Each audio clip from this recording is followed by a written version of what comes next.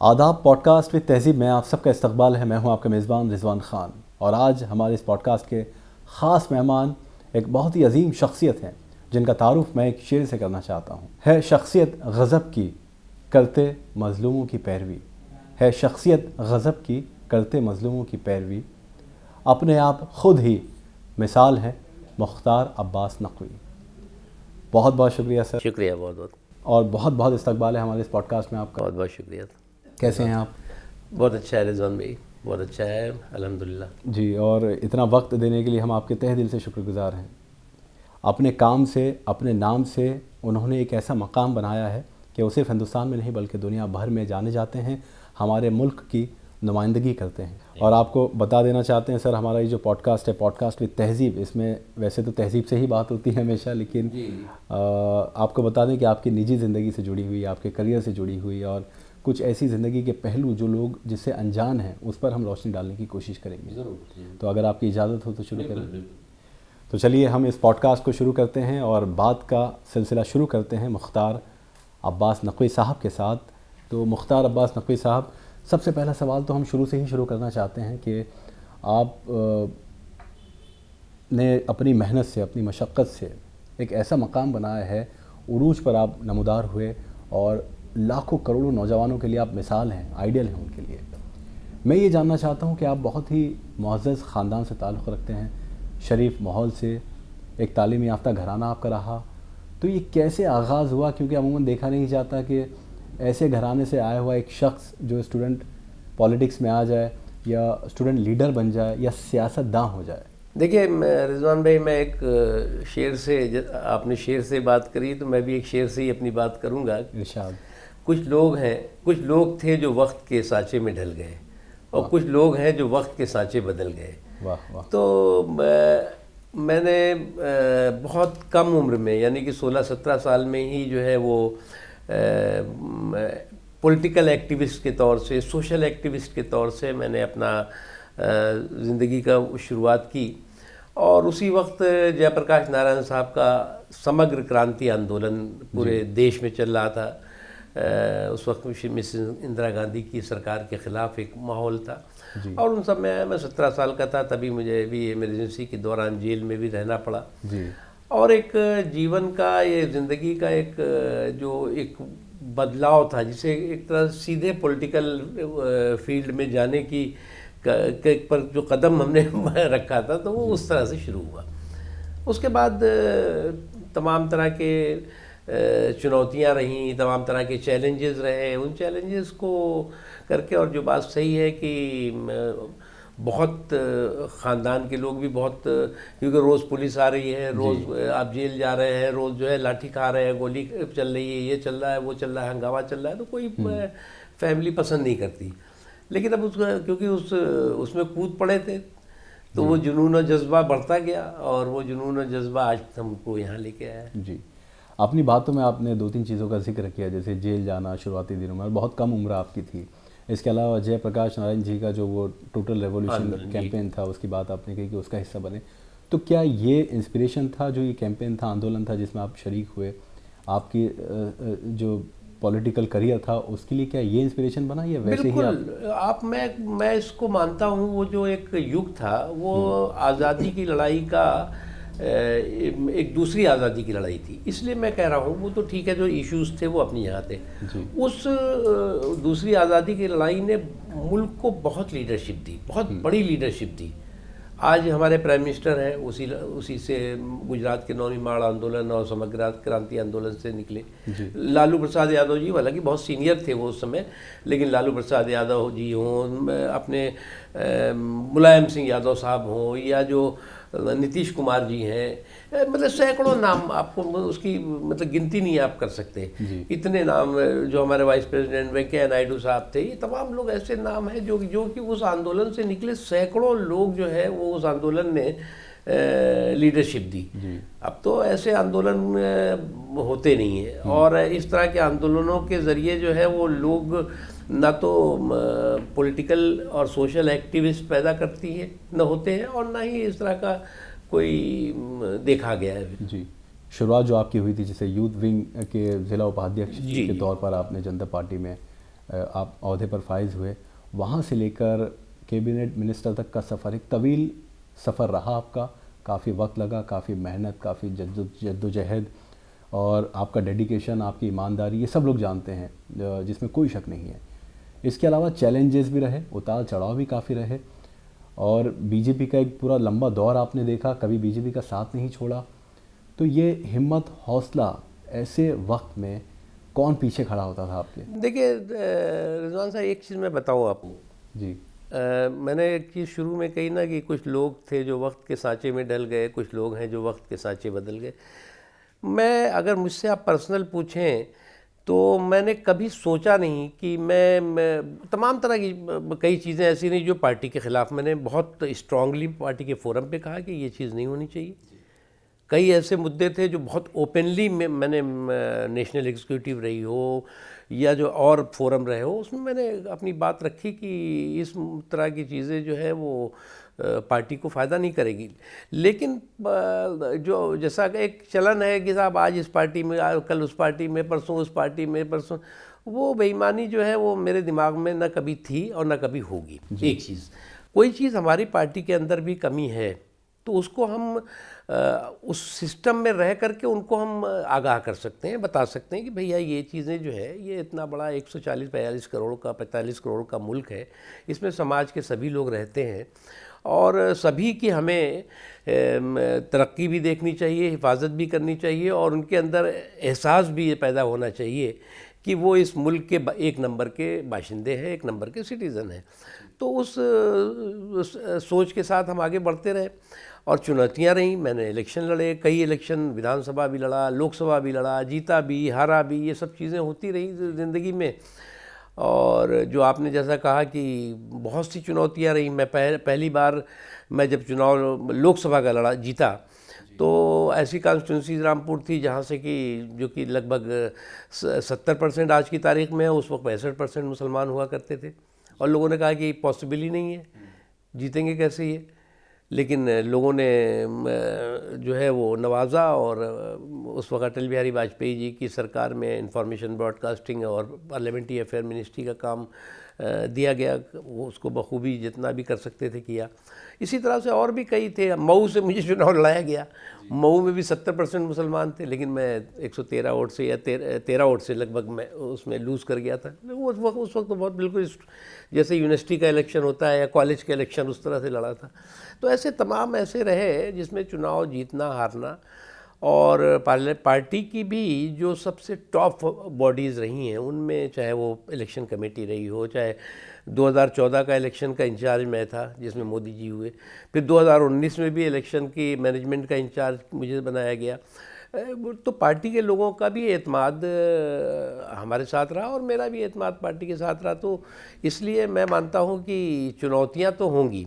अब चुनौतियाँ होंगी, उन चुनौतियों पर आप कितनी मजबूती के साथ खरे उतरते हैं और उसमें कामयाबी हासिल करते हैं। ये आपने रामपुर की बात कही तो रामपुर से शॉकिंग था लोगों के लिए भी, आपके लिए भी, कि एक ऐसी कॉन्स्टिट्यूंसी में जाना जहाँ से आपका ताल्लुक़ नहीं है, क्योंकि इलाहाबाद से आप ताल्लुक़ रखते थे, लेकिन फिर भी लोगों की मोहब्बत, क्योंकि अमूमन ये देखा जाता है कि मुसलमान अब तक बीजेपी की तरफ उनका रुझान कम रहा है, वोटिंग परसेंटेज की बात करें, लेकिन उसके बावजूद आपको खुले दिल से लोगों ने एक्सेप्ट किया और लोकसभा से जितवाया रामपुर से। दोबारा आपने कोशिश की कि रामपुर से ही लड़ा जाए लोकसभा का इलेक्शन, या ऐसा मन में कभी ख्याल आया? नहीं, मैं लड़ा, दोबारा लड़ा, हार गया था एक बार। उसके बाद कभी इस तरह, क्योंकि मुझे लगभग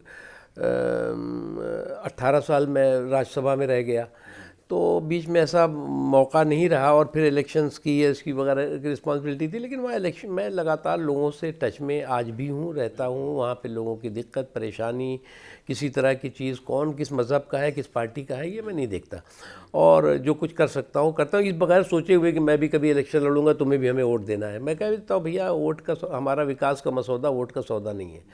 तो इसलिए हम जो कुछ कर सकते हैं वो करते हैं। आज की तारीख़ में चुनाव में कई तरह के पेचीदगियाँ होती हैं, ये बात सही है। चुनाव लड़ना हर पार्टी की ये का मकसद होता है कि हम चुनाव लड़े भी और हम चुनाव जीतें भी जी। उसके पीछे कास्टिज़्म बहुत बड़ा है। कम्युनल लाइन पे तो मैं इसलिए नहीं कहूँगा क्योंकि कम्युनल लाइन पे बहुत मुस्लिम वोटों कम्युनल लाइन पे जो है वो पोलराइजेशन लोग कहते हैं कि साहब बहुत हो जाता है, हमें जो एक्सपीरियंस है ऐसा होता नहीं है। मुसलमान भी जो है, जो वोटिंग करता है वो कैंडिडेट देखता है, पार्टी देखता है, और उसके जो है वो गुण और दोष के बेस पे कि उसकी बुराइयां क्या है, अच्छाइयाँ क्या है, उसके फ़ायदे क्या हैं, क्या नुकसान है। हाँ, एक चीज़ वो मेंटलिटी बहुत सालों रही और अभी भी थोड़ी बहुत है कि बीजेपी को हराना है। ये मैं ऑनेस्टी के साथ कहूँगा, ये हमारी भी, क्योंकि हम अगर 4 कदम आगे बढ़ेंगे तो वो भी 1 कदम 2 कदम आगे बढ़ेंगे, ये मैं हमेशा कहता रहा। और इस चीज़ की का सिलसिला अटल जी के टाइम में भी शुरू हुआ, मोदी जी ने भी काफ़ी कुछ इसमें किया, लेकिन कभी कभी छोटी छोटी जो चीज़ें हो जाती हैं उससे थोड़ा सा और माहौल जो है, जो खुशनुमा होता है, वो बदनुमा बन जाता है। छोटी छोटी, जैसे रमेश भिदुड़ी साहब की बात करें, बहुत बैड टेस्ट में था। देखिए क्या है कि मैंने उसी वक्त एक ट्वीट भी किया था कि वाणी ऐसी बोलिए कि जिसमें कि गंदगी ना हो, जिसमें कि नफ़रत ना हो। और वो तो नफ़रत की सारी पराकाष्ठा, सारी डिक्शनरी उन्होंने खोल रखी थी। मैंने उनको फ़ोन भी कहा, मैंने कहा भाई इट्स वेरी बैड टेस्ट और ये अच्छा नहीं था आप। तो उन्होंने कहा कि हाँ, उस वक्त थोड़ा वो उन्होंने मुझे प्रवोक किया। हमने कहा कोई कितना प्रवोक करे, लेकिन आप अच्छा नहीं था ये। वोट कौन देता है कौन नहीं देता ये इशू नहीं है, इशू ये है कि आप समाज को, पूरे के पूरे समाज को अगर कहेंगे और उसका मैसेज जाता है कि साहब ये करें, तो वो था। लेकिन उसके बाद जो जिन साहब ने ये इसको उठाया था, वो दूसरे ही दिन उसकी पॉलिटिक्स करने लगे। फिर वो साहब राजीव गांधी जी के यहाँ पहुँच गए, राहुल गांधी जी के यहाँ पहुँच गए, फिर और जहाँ पहुँच गए। तो वो तो खैर एक वो सिलसिला, पॉलिटिकल सिलसिला, लेकिन वो जो इंसिडेंट और जो भाषा थी उसके मैं मुखालिफ हूँ और वो बिल्कुल बैड टेस्ट में था। आपको क्या लगता है टॉप लीडरशिप जो है बीजेपी की तरफ से, वो तो सबका साथ, सबका विकास, सबका विश्वास की बात करती है, काम भी कर रही है। आप खुद माइनॉरिटी अफेयर्स के मिनिस्टर रहे और आपने देखा, लोगों के लिए किया, ये बिना देखे कि कौन किस मज़हब का है, सबके लिए काम किया। आपके एजाज़ात बहुत ज़्यादा हैं इस मिनिस्ट्री में, और जब ऐसा कोई वाक़या पेश आ जाता है तो उससे क्या वाक़ई आपको लगता है ग्राउंड लेवल पे नुकसान होता है? बिल्कुल होता है, बिल्कुल होता है।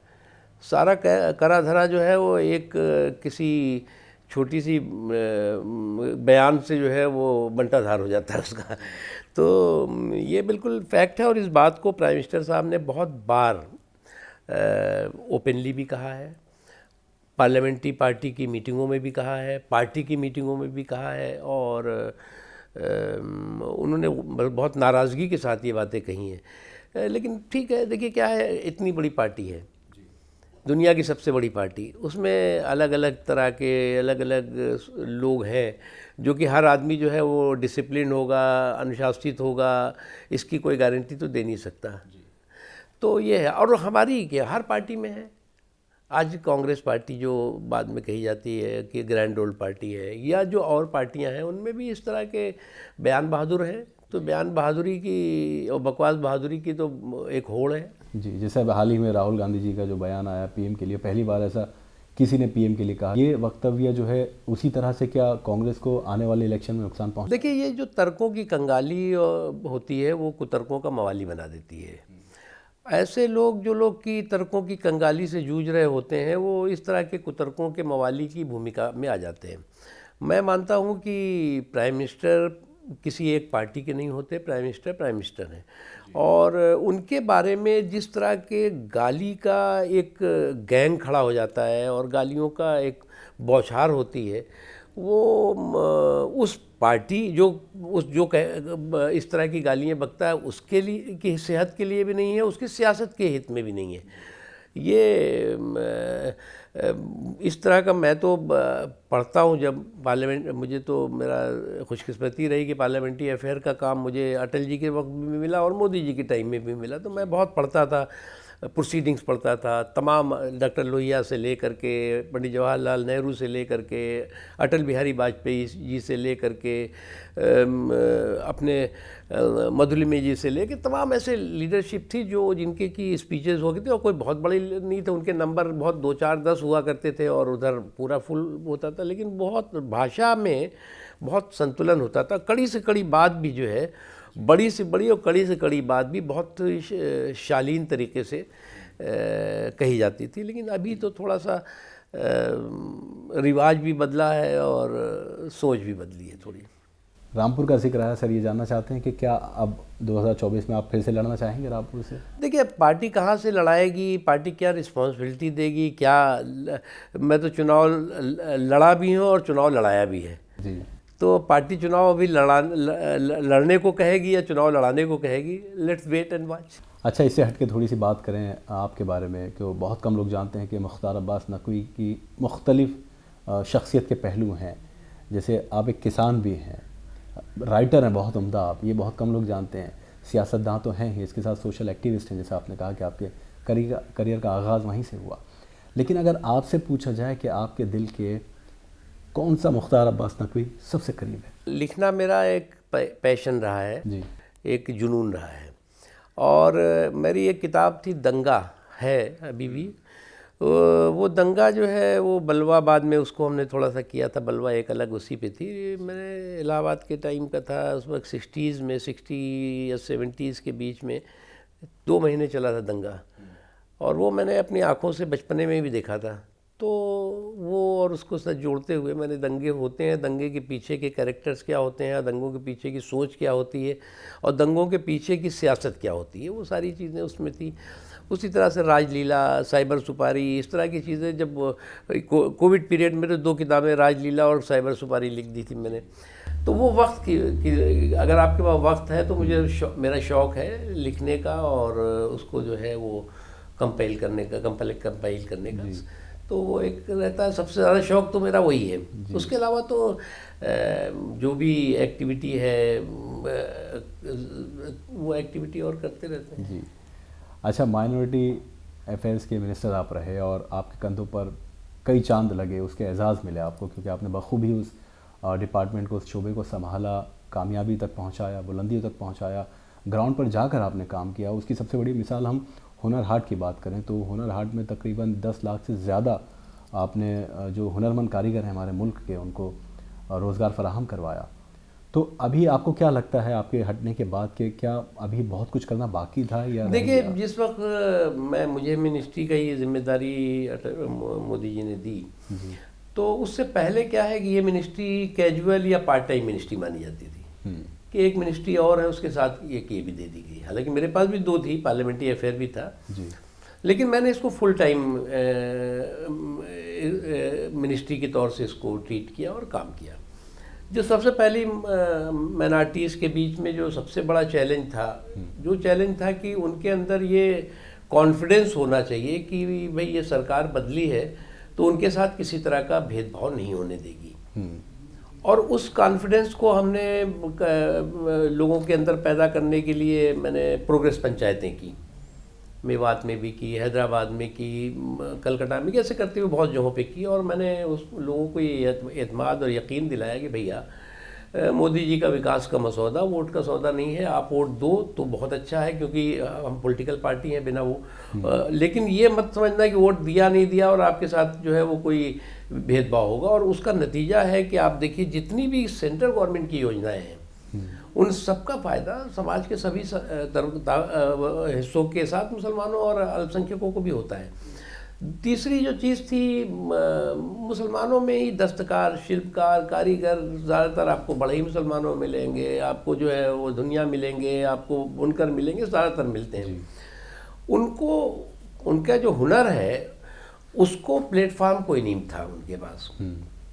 तो मैंने सोचा कि इस प्लेटफार्म को जो है वो उनको देना चाहिए, लेकिन सरकारी तरीके से नहीं बल्कि उसको जो है वो एक कॉमर्शियल रूप हो, तब तो उसका फ़ायदा होगा।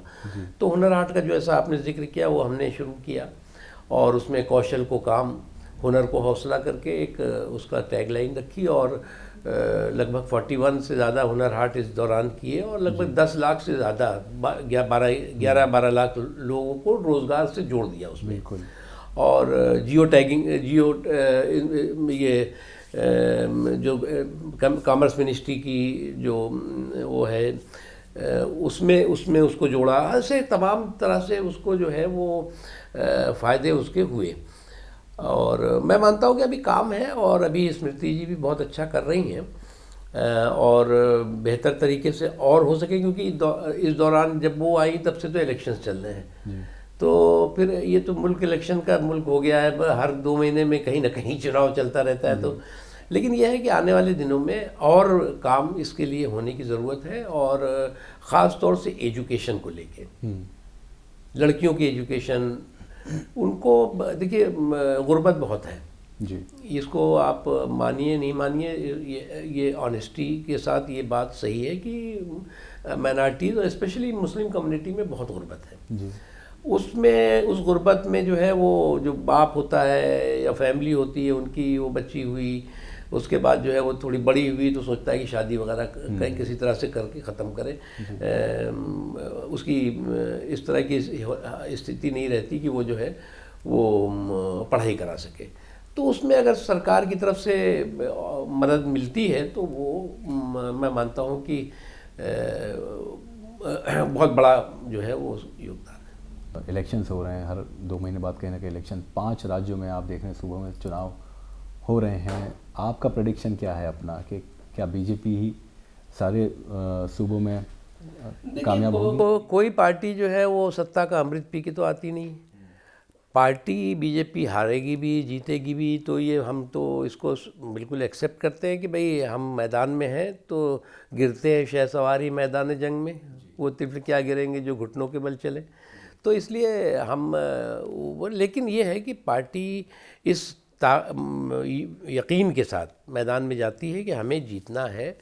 और इस दौरान जो है अगर आप देखें, चाहे लोकसभा के 2 इलेक्शंस रहे हों, बाई इलेक्शंस रहे हों, असेंबलीज़ के इलेक्शंस हों, कारपोरेशन के इलेक्शन है, ये तमाम इलेक्शंस में बीजेपी ने बहुत अच्छा परफॉर्म किया। ये जो 5 स्टेट के हो रहे हैं, हमें पूरा यकीन है कि भारतीय जनता पार्टी जीतेगी, क्योंकि अभी आज देश का मूड और माहौल जो है बहुत साफ़ है।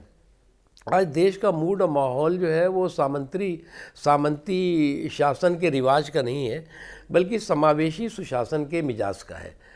तो इसमें देखिए सामंती शासन का रिवाज चलता है या समावेशी सुशासन का मिजाज उस पर जीतता है। मुसलमानों की हम बात करें, आपने कांग्रेस पर कई बार ये भी कहा कि कांग्रेस जो है उस पर इल्ज़ाम लगाया कि ये मुसलमानों को नहीं आने देना चाहती बीजेपी की तरफ, और ऐसा हमने देखा भी। लेकिन 2018 या 2019 के इलेक्शन की बात करें, चाहे वो असेंबली इलेक्शन या लोकसभा इलेक्शन हो, जिसमें मुस्लिम वोटिंग परसेंटेज बढ़ा है बीजेपी की तरफ, चाहे वो नॉर्थ की बात करें हम, यूपी, बिहार या एमपी या राजस्थान या गुजरात या महाराष्ट्र, इसमें कुछ परसेंटेज बढ़ा है। अब आने वाले जो लोकसभा इलेक्शन हैं 2024 के, उसमें क्या लगता है ये परसेंटेज बरकरार रहेगा, बढ़ेगा? देखिए हमारी कोशिश है कि समाज का सभी हिस्सा बीजेपी के साथ जुड़े।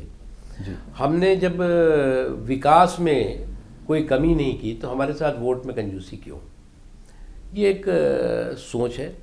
और मुझे धीरे धीरे जिस तरह का माहौल मैं देख रहा हूँ वो उसमें लोग जो है वो बीजेपी की तरफ काफ़ी अट्रैक्ट हुए हैं, आ भी रहे हैं।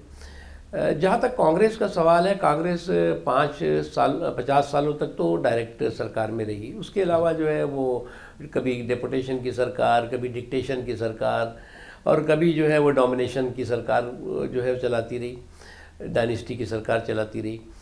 तो उसने मुसलमानों को च्युइंगम की तरह इस्तेमाल किया, च्युइंगम की तरह चबाया और चलता बनाया जी। उसने उनको, उनका जो है उनके सामाजिक, आर्थिक, शिक्षा के क्षेत्र में, इलाके में जो उसके लिए ईमानदारी से कोशिश होनी चाहिए, करनी चाहिए, वो नहीं किया। उनको लगता था कि ये तो हमारे हैं ही हैं, वो हमें वोट देंगे। अच्छा, अभी क्या किया उन्होंने कि अब एक और कंपटीशन में आ गए हैं कि साहब हम सबसे बड़े हिंदू हैं, तो रूम में टोपी और रोड पे तिलक। तो ये भी जो एक इनका जो फर्जी हिंदू बनने का जो एक वो है, वो भी एक्सपोज हो रहा है। तो न खुदा ही मिला, ना विसाल सलम, ना इधर के रहे ना उधर के रहे, इनकी हालत ये होती जा रही है। और गठबंधन पे भी आपने कहा कि पुरानी किताब में नया कवर चढ़ा दिया है इन्होंने एक तरह से। देखिए ये गठबंधन की गठरी में जितने छेद हैं उससे ज़्यादा उनके नेताओं में मतभेद है। अभी छेद को रफू करना, मतभेद को रफू चक्कर करने में इनको 20 साल लगेगा। और देखिए सामंती सुल्तान बनने की जो का संग्राम है, ये आप देख लीजिए कि ये मध्य प्रदेश में समाजवादी पार्टी कह रही है कि कांग्रेस के लिए कि ऐसा कोई सगा नहीं जिसको उसने ठगा नहीं।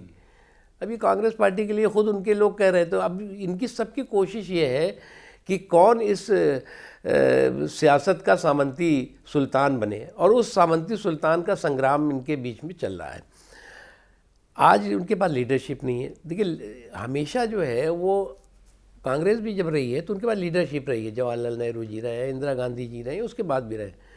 हमारे पास जो है लीडरशिप रही है। हम चुनाव के मैदान में आए हैं तो अटल जी को फेस बना के आए, अडवाणी जी का फेस बना के आए, मोदी जी का फेस बना के आए। लेकिन इनके पास तो पप्पू का चोचला और परिवार का घोंसला, इससे ज़्यादा कुछ है नहीं। तो इसलिए जो है, जो लिहाज आँख का रिश्तों का डर नहीं होता जब एक शख्स के हाथों में घर नहीं होता। अब इनके यहाँ तो सभी नेता हैं, और हर नेता जो है कहता है जी मैं तो तैयार हूँ प्राइम मिनिस्टर की कुर्सी के लिए। तो प्राइम मिनिस्टर in वेटिंग जो है वो 2 दर्जन से ज़्यादा है। ये जो मुहावरे आप छोड़ते हैं बीच बीच में, या एक तरह से तंजिया लहजे में आप बात करते हैं, ये क्या राइटर है, इसका फ़ायदा आपको मिलता है? नहीं, तो बन जाता है। आपको कैबिनेट मिनिस्ट्री से हटाया गया तो उस वक्त आप बहुत अच्छा काम कर रहे थे। ऐसा नहीं है कि आपके काम में कोई खामी थी उस वक्त? क्या आपको थोड़ी सी ठेस पहुंची? क्या आपको लगा कि अभी तो बहुत कुछ करना बाकी था ऐसे मौके पर? नहीं, देखिए क्या है, मुझे तो ज़रा एक्स्ट्रा जो है वो प्राइम मिनिस्टर साहब ने और पार्टी ने मेरा सम्मान किया। 2 टर्म मेरा एक साथ हो चुका था। 2 टर्म मतलब कि 12 साल, और फिर जो है 6 साल और दे दिया, 18 साल। पार्टी का और ख़ासतौर से मोदी जी का एक हमेशा ये रहा है कि 2 टर्म के बाद जो है वो किसी को हम राज्यसभा में रिपीट नहीं करेंगे। अच्छा। फिर हमारा 3 टर्म हो गया। मैं खुद भी रिक्वेस्ट कर गया कि साहब हमारा 3 टर्म हो गया है। तो बोले हाँ हो तो गया है। तो मैंने कहा जो आपका जो भी सिस्टम है वो है उसको आप करिए, मैं काम करूँगा। तो उसके बाद उनको भी बहुत मन से नहीं, उन्होंने कहा कि ठीक है कोई बात नहीं आप। लेकिन वो क्या कि हमको ये लगा कि ऐसा ना हो कि ये लगे कि साहब तुष्टीकरण हो रहा है। तो 2 टर्म के बाद ज़्यादातर देते नहीं थे। अरुण जेटली जी को ज़रूर तीसरा टर्म मिला था और उसके बाद मुझे मिला था। तो मैं डिप्टी लीडर भी था हाउस का, राज्यसभा का। तो इसलिए मुझे कोई इसमें वो नहीं है, बल्कि मुझे तो खुशी हुई थी कि बहुत ही पीक टाइम पे जो है वो हमें पार्टी में काम करने का और सोशल एक्टिविटी करने का मौका मिला। तो अब आने वाले 2024 के लोकसभा इलेक्शन के लिए आपको कोई जिम्मेदारी भी सौंपी गई है या क्या? अभी मुझे मध्य प्रदेश के इलेक्शन में खंडवा, बुरहानपुर वगैरह के इलाके में मुझे जिम्मेदारी दी गई थी, मैं था। उसके बाद से पहले मुझे केरल वगैरह के इलाके में दिया गया था। इलेक्शंस के संबंध में कुछ एक्टिविटी जो होती है उसके बारे में पार्टी ने काम दिया हुआ है, वो करते रहते हैं। और 2024 आ रहा है, उसमें पार्टी क्या डिसीजन करती है, जो डिसीजन करेगी उस हिसाब से आगे बढ़ेंगे। जी, क्या लगता है बीजेपी फिर सरकार बनाएगी? मुझे लग रहा है, देखिए इसलिए मैं कह रहा हूँ कि एक तरफ जो कुनबा है वो कन्फ्यूज़न का है, कंट्राडिक्शन का है, चारों तरफ कन्फ्यूज़न, कंट्राडिक्शन और कलह। ये कन्फ्यूज़न, कंट्राडिक्शन और कलह जो है वो खुद इनकी लुटिया डुबो रहा है। जी। आज की तारीख में ये कहते हैं जी हम मोदी जी से लड़ेंगे, मोदी जी को जो है हटाएंगे, लेकिन मोदी जी से लड़ते लड़ते ये आपस में भिड़ रहे हैं। और ये जो लोग अभी तक जो है वो फील्ड के फिसड्डी रहे हैं, वो फिक्सिंग की कबड्डी में लगे हुए हैं। तो फील्ड के फिक्सिंग की कबड्डी में भी फेल दिखाई पड़ रहे हैं। अब देख लीजिए कि जितने इकट्ठा होते हैं, हाथ उठाते हैं, आवाज़ तो हम एक है, लेकिन जैसे ही आते हैं तो सब अपनी अपनी जगह पर फिर एक दूसरे के ऊपर जो है वो डंडा लेके खड़े हो जाते हैं। इसलिए मैं नहीं देखता कि कोई बहुत बड़ा परिवर्तन आएगा। जी। और ये लोग अपना किस्मत आजमाने में तो कोई डेमोक्रेसी है। जी, चलिए बहुत बहुत शुक्रिया मुख्तार अब्बास नकवी साहब, आपने इतना वक्त हमें दिया और बातें हमसे की, उसके लिए हम आपके तहे दिल से शुक्रगुजार हैं। बहुत बहुत शुक्रिया रिजवान साहब, बहुत बहुत शुक्रिया।